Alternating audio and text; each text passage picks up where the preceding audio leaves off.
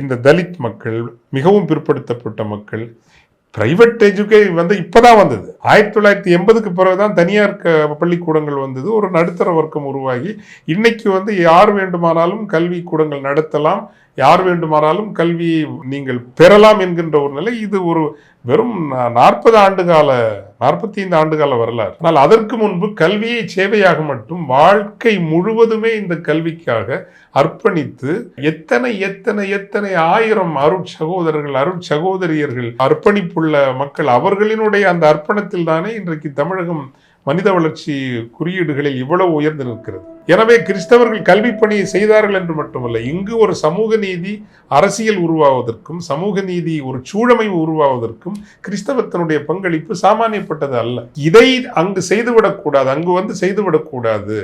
பழங்குடியினர் பழங்குடியினராகத்தான் இருக்க வேண்டும், தலித்துகள் தலித்துகளாகத்தான் இருக்க வேண்டும்.